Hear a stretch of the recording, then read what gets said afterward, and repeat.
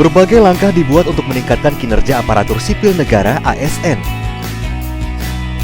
Titik keberhasilannya adalah pengesahan Undang-Undang Aparatur Sipil Negara (ASN) Nomor 5 Tahun 2014. Undang-Undang ASN memberikan landasan yuridis yang kokoh bagi penerapan manajemen aparatur negara yang berbasis sistem merit. Melalui sistem merit, kebijakan, pengelolaan dan penilaian aparatur sipil negara berdasarkan pada kualifikasi, kompetensi, dan kinerja mereka secara adil dan wajar. Pengangkatan, promosi, dan penghargaan diberikan hanya kepada ASN yang berkualifikasi, berkompetensi, berintegritas, dan berkinerja tinggi tanpa membedakan aspirasi politik, asal-usul, kesukuan, agama, jenis kelamin, dan sebagainya.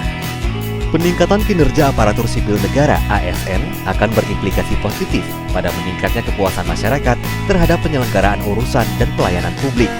Pembenahan pengelolaan aparatur sipil negara merupakan bagian dari pelaksanaan reformasi birokrasi nasional di bidang sumber daya manusia. Pembenahan pengelolaan aparatur sipil negara adalah langkah kunci untuk mencapai cita-cita membuat birokrasi kita semakin efektif dan berkelas dunia. Dalam konteks pembenahan pengelolaan aparatur sipil negara, reformasi birokrasi dilakukan seleksi dan promosi ASN secara terbuka, adil, dan kompetitif. Setiap pegawai diberi hak dan kesempatan untuk mengembangkan diri. Yang berkinerja tinggi diberi penghargaan dan promosi, yang tidak berkinerja didemosi dan diberi sanksi. Integritas dan kode etik perilaku mereka diawasi dan dijunjung tinggi. Di level organisasi, penataan sistem manajemen pegawai ASN diawali dengan perencanaan kebutuhan pegawai sesuai kebutuhan. Antara lain, 1. Analisis jabatan dan analisis beban kerja terhadap seluruh jabatan. 2. Perhitungan kebutuhan pegawai di seluruh unit organisasi. 3. Penyusunan rencana redistribusi pegawai dituangkan ke dalam dokumen rencana redistribusi pegawai. 4. Penyusunan proyeksi kebutuhan pegawai 5 tahunan dituangkan ke dalam dokumen tentang proyeksi kebutuhan 5 tahunan. Dan 5. Perhitungan formasi jabatan yang menunjang kinerja utama instansi di seluruh unit organisasi. Selanjutnya, proses perekrutan aparatur sipil negara dilakukan dengan terbuka, objektif, akuntabel, dan bebas KKN. Pengumuman penerimaan disebarluaskan melalui berbagai media seperti website, jejaring sosial, media elektronik, dan surat kabar.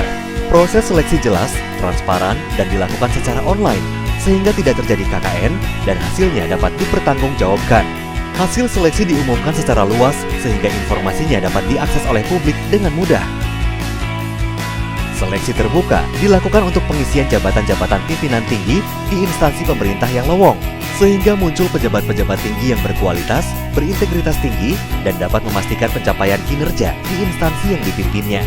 Dalam pengembangan individu, setiap pegawai ASN diberi peluang untuk mendapatkan peningkatan kompetensi melalui pemberian pelatihan, kursus atau penataran kepada setiap pegawai ASN.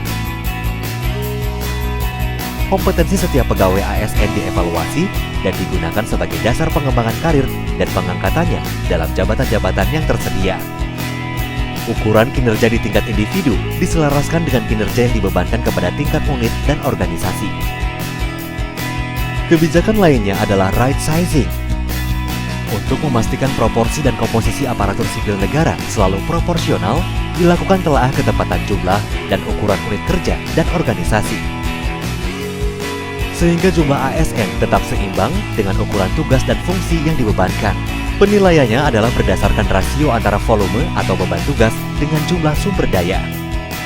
Pada aspek analisis jabatan, sasaran atau target kinerja setiap unit organisasi dijadikan sebagai tolak ukur, baru diturunkan pada sasaran kerja atau target kerja setiap pegawai yang dititik beratkan akan pencapaian hasil kerja, bukan lagi aktivitas rutin.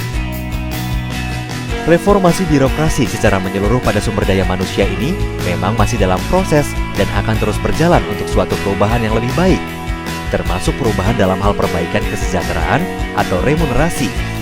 Pemerintah mengubah sistem penggajian aparatur sipil negara yang tidak lagi menggunakan model pukul rata seperti selama ini. Sebaliknya, penggajian dilakukan berdasarkan kinerja. Makin baik kinerja pegawai ASN, semakin dia sejahtera. Begitu juga sebaliknya, yang rendah kinerjanya, rendah pula penghargaan dan remunerasinya. Aspek beban, resiko, dan tanggung jawab kerja menjadi pertimbangan utama dalam sistem penggajian yang baru ini. Melalui reformasi birokrasi, diharapkan dapat membangun sumber daya aparatur sipil negara yang akan berdampak pada peningkatan kinerja dan pelayanan publik. ASN adalah komponen birokrasi yang menentukan kualitas penyelenggaraan tugas-tugas pemerintahan dan administrasi pembangunan. Pada akhirnya, keberhasilan pelaksanaan reformasi birokrasi ini akan dapat meningkatkan pelayanan kepada masyarakat dan meningkatkan investasi di Indonesia. Hal ini berujung pada peningkatan pertumbuhan perekonomian Indonesia yang berimplikasi terhadap meningkatnya kesejahteraan rakyat.